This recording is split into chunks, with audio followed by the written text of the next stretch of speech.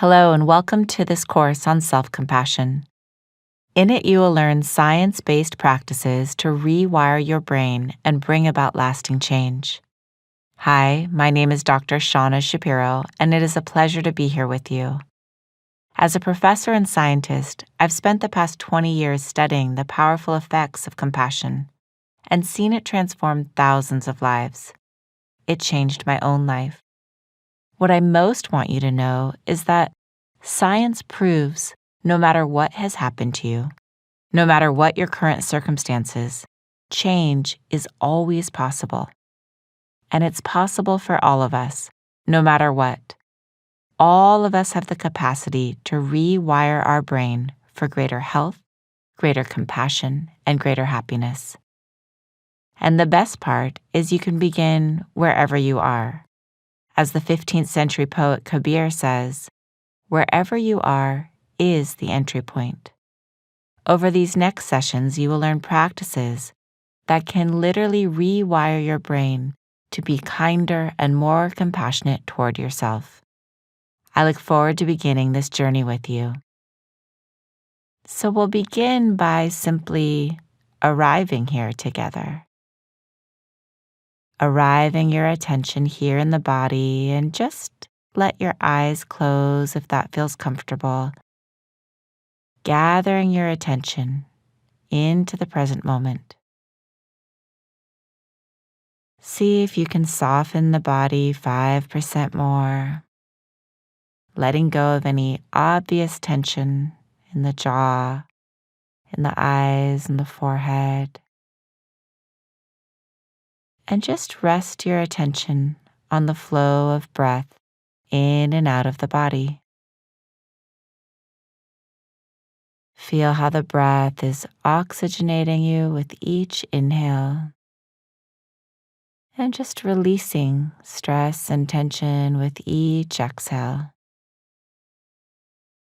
And as you rest here, reflecting on why you're here. What is most important? What is calling your attention at this time? Perhaps you're wanting greater peace and ease in your life. Perhaps more clarity or more joy. Something called you here. Trust it. Trust that wisdom inside of you and listen.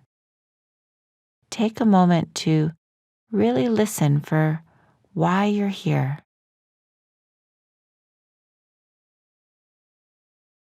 And then feeling gratitude for yourself for doing the hardest part, which is beginning. And as you're ready, taking a deeper breath in and out, letting some light come back in through the eyes, and we'll begin. So the first thing to ask is, what is self-compassion?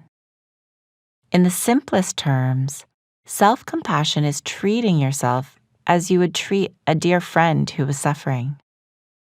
We will learn to bring the same care, the same kindness, the same tenderness that we offer someone we love and we care about who's having a hard time.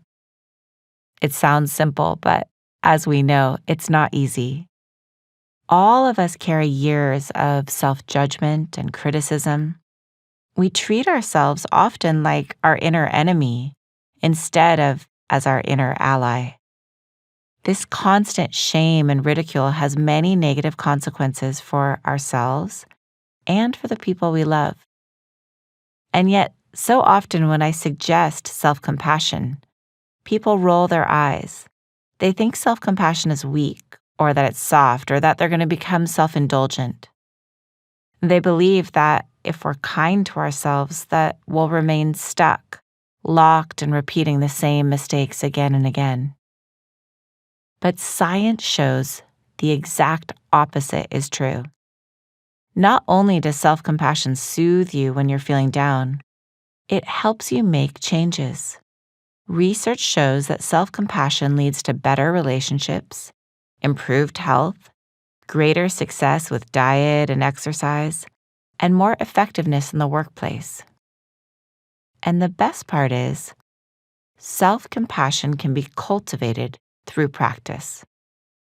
This course offers you a roadmap for strengthening the brain's circuitry of calm, compassion, and clarity.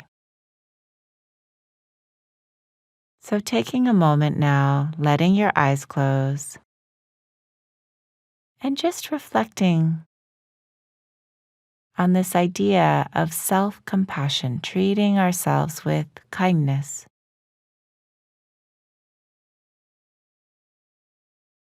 And take a moment to really set your intention, setting the compass of your heart in this direction of greater compassion for yourself.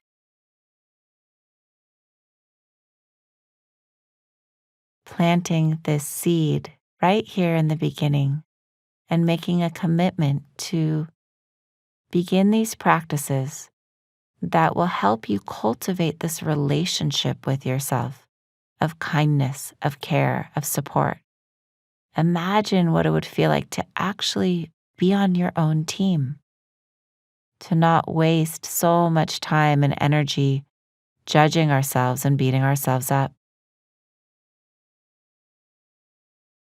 Setting the compass of your heart in the direction of compassion.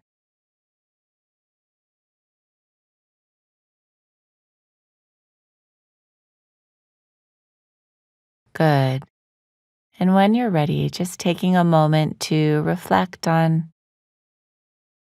what we've talked about in this session and to choose one key takeaway, one gold nugget, as I call them, that you want to take with you and remember. What research shows is we tend to remember the peak and the end of an experience. And so at the very end of this first session, it's important to reflect on what is your key takeaway? What do you most want to remember? And it could be that self-compassion, instead of making you weak, actually gives you strength and resources. That self-compassion, far from being selfish, actually improves your relationships. Or it could just be that feeling, that knowing that drew you here, that wisdom that's always already here. This course is simply a reminder. So taking another breath in and out, and just taking a moment to thank yourself for beginning, for showing up, trusting that the seeds you are planting will continue to blossom and grow. I look forward to being with you in our next session.